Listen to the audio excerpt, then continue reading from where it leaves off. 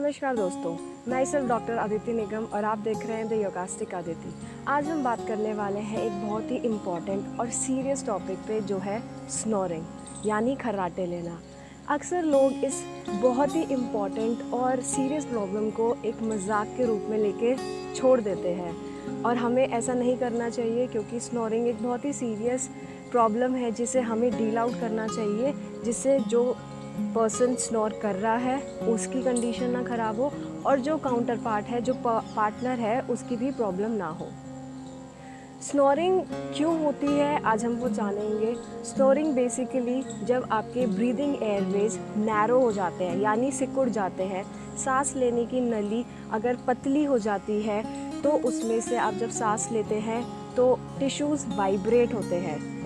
तो रेशियो हम इसका कंपेयर कर सकते हैं कि जितना आपकी जो ब्रीदिंग एयरवेज हैं वो नैरो होते हैं, उतने ही ज़्यादा आपकी टिश्यूज़ में वाइब्रेशन होती है जब भी आप सांस लेने की कोशिश करते हैं, और उस वाइब्रेशन की इंटेंसिटी आपके एयरवेज पे डिपेंड करती है। जितना कम एयरवे होगा उतनी ज़्यादा वाइब्रेशन होगी और उतने ज़्यादा ही आपको खर्राटे आएंगे, मतलब उतना ही ज़्यादा आप स्नोर करेंगे। तो आज हम जानेंगे ऐसे कुछ आसन और प्राणायाम जिससे कि आपकी स्नोरिंग बेटर हो सकती है, और अगर आप उसको रेगुलर बेसिस पे परफॉर्म करेंगे तो वो क्योर भी हो सकता है। आसन और प्राणायाम कॉम्बिनेशन एक बहुत ही इम्पॉर्टेंट है। अगर आप दोनों को एक साथ करेंगे तो आप इस पर जल्दी बेनिफिट पा सकते हैं, और उसके साथ साथ बैलेंस डाइट होना बहुत ज़रूरी है। फर्स्ट आसन हम इसमें करेंगे भुजंगासन, दैट इज़ कोबरा पोज। तो उसके लिए आप मैट पे सीधा कैसे भी आप लेट सकते हैं, पेट के बल बिल्कुल रिलैक्स पोजीशन में आप लेट जाएंगे। दोनों हाथों को माथों के नीचे रिलैक्स करेंगे। ब्रीद इन करते हुए हाथों को शोल्डर के नीचे रखेंगे, पैर को एकदम रिलैक्स, और धीरे से लंबा गहरा सांस लेते हुए ऊपर बिल्कुल रिलैक्स रखेंगे। फेस एकदम सामने, ज़्यादा पीछे जाने की ज़रूरत नहीं है। शोल्डर्स को आप राउंडेड नहीं रखेंगे, एकदम पीछे की ओर स्ट्रेच करके रखेंगे, और 10 to 15 काउंट्स होल्ड होने के बाद उसको रिलैक्स करेंगे।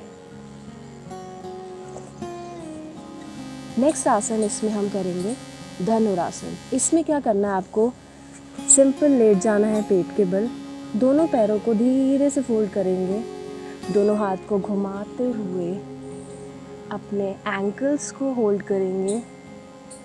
जो एंकल नहीं पकड़ पा रहे हैं वो पंजे को भी पकड़ सकते हैं। एंकल को होल्ड करेंगे और लंबा गहरा सांस लेते हुए अपनी बॉडी को ऊपर उठाएंगे। कोशिश करें कि आप पंजे को पीछे की ओर खींचें। होल्ड करेंगे और स्लोली ब्रीद आउट करते हुए नीचे जाएंगे। तो ये थे 2 आसन। अब हम करेंगे 2 प्राणायाम। सो प्राणायाम में आप सुखासन में ही बैठ सकते हैं इस तरह से, और जो लोग कंफर्टेबल हैं वो पद्मासन लगा के भी बैठ सकते हैं। सबसे पहले हम करेंगे भ्रामरी प्राणायाम। इसके लिए आपको अपने दोनों थम्स को आपके जो एक्सटर्नल ईयर पे ये कार्टिलेज है उसको आप ब्लॉक करेंगे, और पूरे फिंगर्स को आप आईज के ऊपर रिलैक्स एंड काम वे में प्लेस करेंगे। लंबा गहरा सांस लेंगे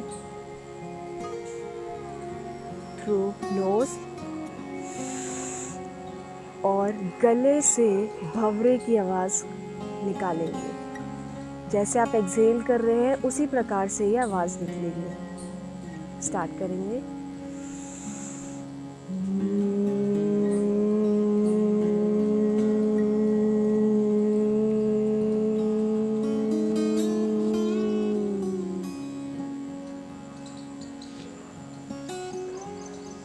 वापस से आप सामान्य स्थिति में आ जाएंगे। इसी कड़ी में हम आखिरी प्राणायाम करेंगे, कपालभाति प्राणायाम। इसमें आपको सुखासन में या फिर पद्मासन में बैठेंगे। हाथ को आप चिन्ह मुद्रा या ज्ञान मुद्रा में रख सकते हैं। कमर गर्दन एकदम सीधी रहनी चाहिए। इसमें आपको क्या करना है, आपको दोनों नॉस्ट्रल से एक्सहेल, फोर्सफुल एक्सहेलेशन करना है और इनहेलेशन इसमें पैसिव होगा. So exhalation is active and inhalation is passive. So let's start.